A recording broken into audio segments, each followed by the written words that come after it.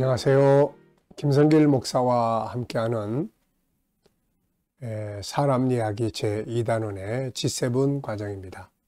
전 시간에 이어서 이 시간은 14-2회가 되겠습니다. 14장에서는 13장은 자기 자신을 억압에서 자유케 하라 이런 내용이고요. 14장에서는 다른 사람을 자유하게 하라. 나와 함께 살아가는 사람들, 또 내 가족들, 내 동료들, 또 내 이웃들, 얽어매는 사람이 아니라 자유하게 하는 삶을 사는 것이 행복이고 성공이죠.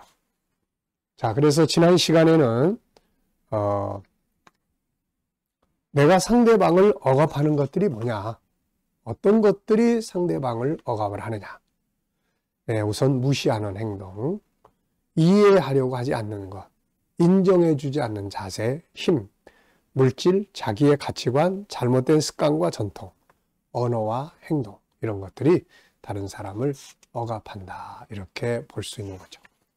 자, 이 시간에는 이제 그 억압의 결과가 뭐냐.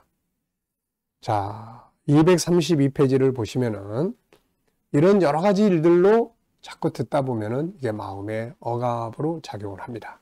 그래서 분노가 일어나고, 또 증오심이 생기고, 절망감이 오고, 또 우울증도 오고, 또 기피증, 자기를 억압하는 사람을 생각하면 자꾸 스트레스를 받겠죠. 그리고 무기력증에 빠지고, 또 그냥 스트레스를 풀기 위해서 어떤 중독에 빠집니다. 폭식이라든지 소비라든지 뭐 성형이라든지 도박이라든지 뭐 술이라든지 다양한 또 중독에 노출될 위험성이 크죠.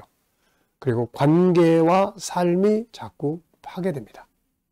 나중에는 심각한 상태가 되면은 뭐 정신질환뿐만 아니라 자기 목숨을 버리려고도 하는 이런 상황까지 가죠. 그러면 이제 그것이 결국은 그 사람이 억압을 그렇게 받고 고통을 받으면 그게 이제 다 누구한테로 오냐면은 결국 나한테로 오는 거예요. 그래서 다른 사람들을 억압하는 것이 결국은 나한테는 도움이 되느냐, 나에게도 도움이 안 되는 거죠. 내가 나도 모르게 내 아내를 자꾸 억압을 하면 아내는 스트레스를 받게 되고 자꾸 황폐해지죠. 그럼 그 황폐한 마음으로 나를 대할 때 과연 나한테 좋은 모습으로 대할 수 있겠느냐. 결국은 나한테 손해가 오게 되는 겁니다. 결국 상대방의 억압은 상대방을 병들게 하고 불행하게 만듭니다. 그리고 그것은 부메랑이 되어 나에게로 돌아와서 나의 불행이 되게 하는 것이죠.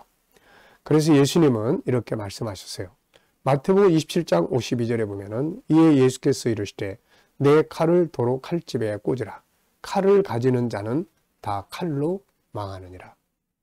결국 칼을 쓰는 자는 칼로 망하게 된다는 말씀. 내가 상대방을 괴롭게 하면 그 괴로움이 결국 나한테 돌아온다 하는 것이죠. 상대를 억압하는 것은 결국 독이 되어 나에게로 돌아온다는 말씀입니다. 상대를 반대로 자유하게 하면은 그 자유는 나를 행복하게 만든다는 것을 우리는 꼭 기억을 해야 되겠습니다. 자, 세 번째, 그러면 어떻게 상대방을 억압하고 있는 쇠사슬을 풀어줄 수 있을까? 우선 상대방을 인정하는 데서부터 시작을 합니다. 상대를 종이나 자기가 지배할 대상이 아니라 행복한 삶을 함께 살아가야 할 파트너로 인정만 해줘도 많은 억압에서 자유하게 될 수 있습니다. 인정해 주는 거. 이게 아주 중요하죠. 그 사람의 다름을 인정하고 수고를 인정하고 존재를 인정하고 좋은 점을 인정하고 서로 다르다는 걸 인정해 주고 애쓰고 수고하는 것들을 인정해 줄 때 억압에서 자유를 얻습니다. 두 번째는 이제 자기 건강이죠. 자기가 상처가 많은 사람은 역시 항상 다른 사람에게 상처를 주고 억압을 하게 됩니다. 그래서 자신의 심리 상태를 건강하게 하기 위해 상처를 치료해야 합니다. 내가 만약에 누군가에게 억압을 많이 주고 있다면은 사실은 내 안에 있는 상처가 지금 그 사람에게 그렇게 나타나는 거거든요. 그래서 내가 다른 사람에게 억압을 준다 그러면 내 속에 어떤 상처들이 있는지를 찾고 생각해서 그걸 해결해 나감으로써 건강한 자아를 만들 때 상대도 자유케 할 수가 있습니다. 세 번째는 서로 다름의 이해. 우리는 모두 다 다르죠. 생각이 다르고 행동이 다르고 문화가 다르고 가치관이 다릅니다. 이 다름에서 다른 행동이 나오게 되는 것이죠. 그러므로 이 다름을 인정하는 것이 자유케 하는 중요한 방법이에요. 그래서 바울 사도는 서로를 존경하기를 먼저 하라 이렇게 말씀하죠. 로마서 12장 10절에 형제를 사랑하여 서로 우애하고 존경하기를 서로 먼저 하라 이렇게 말씀하고 있습니다. 자, 존경하기 위해서 해야 할 가장 중요한 일은 서로 다름을 인정하고 존중히 여겨주는 일입니다. 자, 네 번째는 상대가 5가지 성품, 그 속에 들어있는 본능을 살아갈 수 있도록 수용해주고 도와주는 거죠.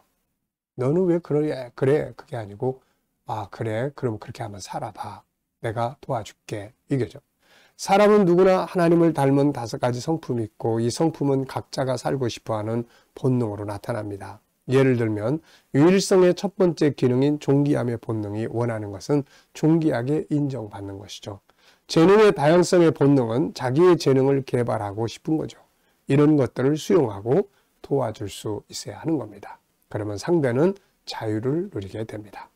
자, 5번째는 이제 대화법 훈련인데요. 우리의 대화가 상대방에게 억압을 주는 것은 대부분의 대화가 명령과 지시, 훈계, 잔소리의 지적, 책망 등의 틀을 벗어나지 못하기 때문입니다. 상대방에게 자유를 주고 싶으면 상대방이 자기 생각을 말하고 자기 행동을 선택할 수 있도록 만들어 줘야 하는 거죠. 이것을 위해서 좋은 질문들을 할 수 있어야 하고 왜, 어떻게, 무엇을 이런 걸로 바꾸는 대화법을 훈련하는 게 좋습니다. 6번째는 이제 공격자가 아닌 지지자로서의 변신이 다른 사람을 자유하게 합니다. 공감하고 지원해 주는 것, 상대방의 장점을 찾아서 그것을 개발시켜주고 발전하도록 지지해 주는 것, 이런 것들이 바로 억압에서 자유를 얻게 하는 거예요. 그리고 조금 손해보는 거죠. 상대를 억압에서 자유하게 하기 위해서는 약간의 값을 지불해야 합니다. 자신이 조금 더 손해보면 되는 거죠. 상대를 자유하게 하기 위해 손해보는 것은 그가 얻을 자유에 비해 아무것도 아닙니다. 결국 그가 누리는 자유가 나에게 줄 행복과는 비할 것이 못 되는 거죠. 자, 8번째는 이제 언어, 행동, 언어가 상대를 찌르고 억압을 했다면 이제 상대를 자유하게 하는 것도 언어입니다. 부드러운 말, 상대의 장점을 찾아주는 말, 칭찬과 격려, 자신이 미안하다고 하는 말들, 상대방이 잘못했을 때 그것을 받아들여주는 말, 이런 말들은 상대방을 치료하고 억압에서 해방시켜주는 좋은 말들입니다. 잠언 12장 18절에 보면 칼로 찌름같이 함부로 말하는 자가 있거니와 지혜로운 자의 혀는 양약과 같다고 말합니다. 자, 그 다음에는 사과와 용서죠. 이것보다 상대방을 자유하게 하는 감동적 도구는 없습니다. 상대방에게 진심이 담긴 미안하다, 고맙다라는 말은 상대를 고통과 괴로움, 절망에서 자유하게 할 뿐 아니라 감동을 주게 됩니다. 그리고 10번째는 피드백 받기. 이것도 억압에서 자유케 하는 중요한 방법이에요. 이것은 상대방을 자유하게 하기 위해서 아주 중요한 방법입니다. 내가 자유하게 한다고 해서 여러 가지 방법을 사용했을 때 그것이 상대방의 입장이 아니고 내 입장에서 베푸는 것이라면 이것은 또 다른 억압을 받게 만드는 거죠. 그래서 무엇을 상대방에게 해주든지 가장 중요한 것은 상대방의 의사죠. 그 사람이 어떻게 생각하는지, 그래서 내가 어떻게 상대방이 억압을 느끼는지, 듣기 싫은 말은 무엇인지, 받고 싶은 사랑과 친절이 무엇인지들을 상대방으로부터 전해 듣고 그분이 원하는 방식으로 베풀고 또 자유케 하는 것이 무엇보다 중요하게 되겠습니다. 자, 이 시간에는 이제 상대방을 자유하게 해줄 수 있는 것 10가지의 이야기를 나눴습니다. 자, 또 다음 시간에 계속 나누도록 하겠습니다. 감사합니다.